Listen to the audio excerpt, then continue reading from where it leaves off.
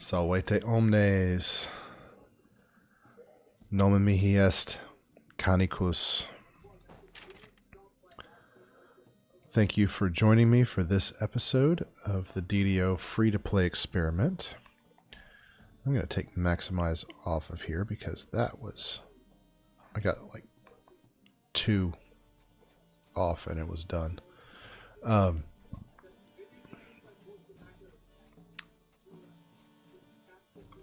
We're doing the first 3 quests on Korthos to finish up the 5 favor.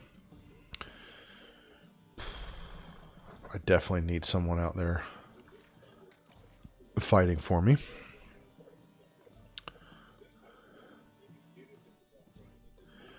So I left off on the last video talking about cricket becoming more of a thing in the United States. And I kind of jokingly asked for you to leave your ideas on what you thought about cricket catching on in the U.S. And, you know, the truth be told, I don't know really how much it's going to catch on with communities who are not from cricket-playing nations. I think it will more than people think. I've already seen in the last few months videos on YouTube of people from other sports, people from other interests, kind of finding cricket and doing videos about... Nah, I'll leave it off. I was going to quicken this, but... There's a Sahuagin in here. And, you know, these are not people from backgrounds of cricket-playing nations. And I want to be very clear. It would be easy to say you know, Americans not liking cricket, and that's really not fair.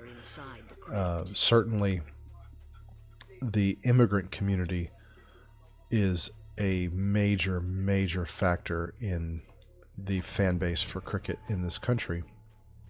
And there are an estimated about 30 million people who follow cricket on a regular basis in this country.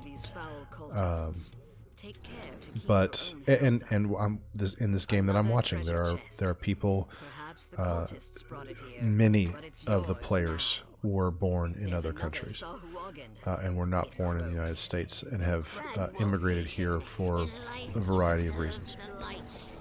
But, you know, these communities from, whether it's the South Asian part of the world or Australia or England or South Africa or Zimbabwe,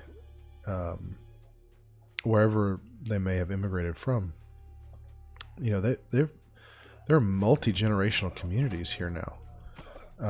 And there are plenty of people who are following cricket because parents and grandparents instilled in them a love of the game that were born here and are, you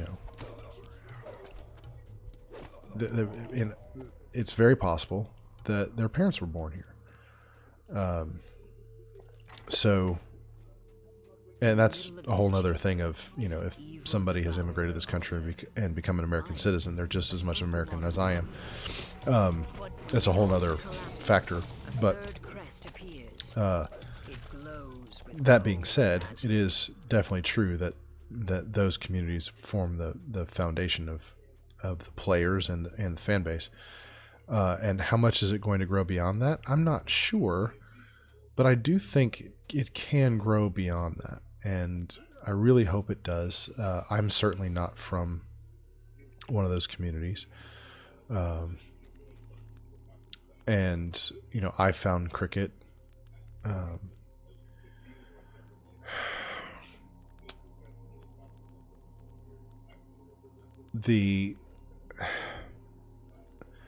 don't really want to get into the ins and outs of the game. This isn't not only is it not terribly relevant to what's going on the screen, but it's difficult to explain in this format. But you know, it's the ball is delivered from roughly the same distance as a baseball pitcher to a batter. It's about 22 yards. And in that 22 yards, the ball could be going anywhere from 40 to 100 miles an hour. Given the bowler that you have, you're going to know whether it's going to be around 40 or around 100. But it's going to be coming at you anywhere from 40 to 100 miles an hour. And it can legally do anything from bounce right at your face to hit you in the groin in the air without bouncing. Some of the braver villagers tried to And that's stem the, the all those are Sahuagin legal. tide, but their courage led It to can naught but grievous spin to the injuries. left, it can spin to the Porthos right. needs someone with more than just guts. It can come at you at an angle very similar to a traditional baseball delivery, or it can bounce from your right and hit you in the left shoulder. And the ability of the players to deal with that is, to me, far more impressive than what happens in baseball. Which, in all fairness, a traditional, Major League Baseball pitch is going to be faster than a cricket delivery.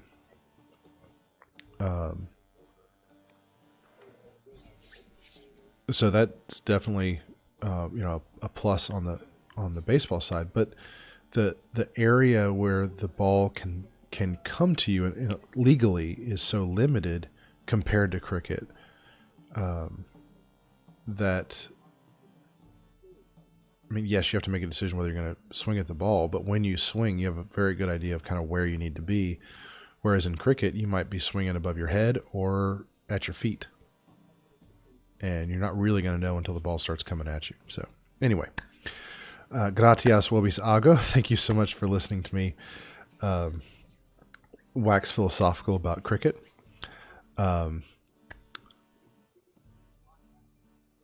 Please like and subscribe.